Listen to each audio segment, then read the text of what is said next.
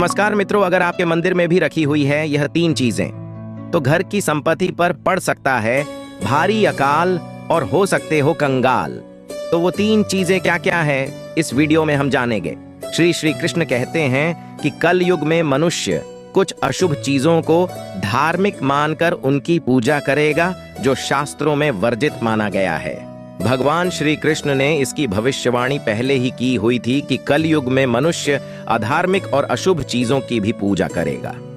तो चलिए जान लेते हैं हमें हमारे पूजा घर में कौन सी चीजें रखनी चाहिए और कौन सी नहीं। दोस्तों, सबसे पहली बात, दीपक और धूप दान। दोस्तों, भारत की परंपरा मिट्टी से जुड़ी हुई है, इसीलिए मंदिर में पारंपरिक मिट्टी का दीपक अवश्य होना चाहिए।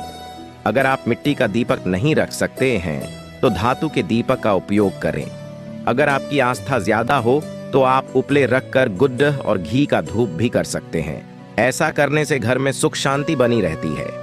दूसरी चीज है स्वास्तिक। घर के मंदिर में स्वास्तिक अवश्य होना चाहिए, या तो आप इसे रंगोली से बना लें, क्योंकि स्वास्तिक आपके घर की शक्ति, सौभाग्य, समृद्धि और शुभता का प्रतीक माना जाता है।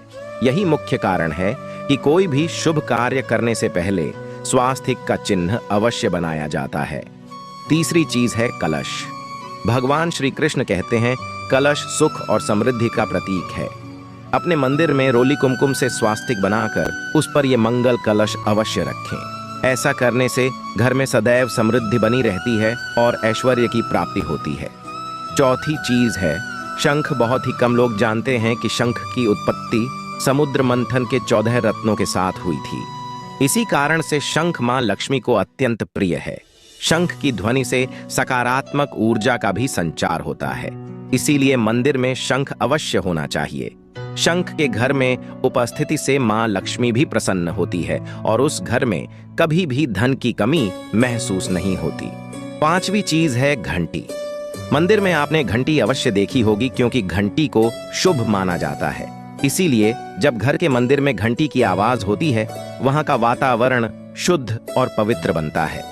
जब पूजा के दौरान घंटी बजाई जाती है उस घर के आसपास की सभी नकारात्मक शक्तियां दूर हो जाती है और साथ ही सुख समृद्धि के द्वार खुलने लगते हैं। तो दोस्तों, ये हैं वो वस्तुएं जो घर के मंदिर में जरूर रखना चाहिए। आइए अब जान लेते हैं कि घर के में कौन सी चीजें कभी भी नहीं रखनी चाहिए। सबसे पहली बात, गणेश जी की विषम संख्या में मूर्ति। दोस्तों, पूजा घर में कभी भी गणेश जी की मूर्ति 1, 3 अथवा 5 ऐसी विषम संख्या में ना रखें। अपने मंदिर में गणेश जी की केवल 2 मूर्तियां रखें, इसे शुभ माना जाता है। अगर आप अपने मंगल की कामना करते हैं तो गणेश जी की मूर्ति मुख्य द्वार पर अंदर की तरफ मुंह करके लगा ले। कई लोग ये गलती करते हैं कि मुख्य द्वार पर गणेश जी की मूर्ति बाहर की ओर मुंह करके लगा देते हैं, जिससे उन्हें काफी नुकसान का सामना करना पड़ता है। अगर आप चाहें तो मुख्य द्वार के दोनों ओर लगा दें या फिर मुख्य द्वार के अंदर की ओर लगाइए, लेकिन खाली बाहर की ओर कभी भी नहीं लगाना चाहिए। दूसरी चीज, टूटे हुए चावल। अपने मंदिर में कभी भी टूटे हुए चावल ना रखें।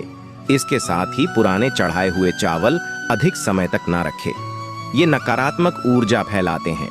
ये बात भी ध्यान रहे कि आप मंदिर में रखने वाले चावलों का इस्तेमाल हल्दी में भिगोकर ही करें, इससे अधिक शुभ परिणाम मिलेंगे।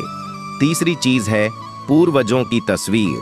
अगर आपके घर के मंदिर में आपने पूर्वजों की तस्वीर रखी हुई है तो उसे तुरंत वहां से हटा दें, क्योंकि वास्तुशास्त्र में पूजा करने में परिजनों की तस्वीरें रखना अशुभ माना जाता है।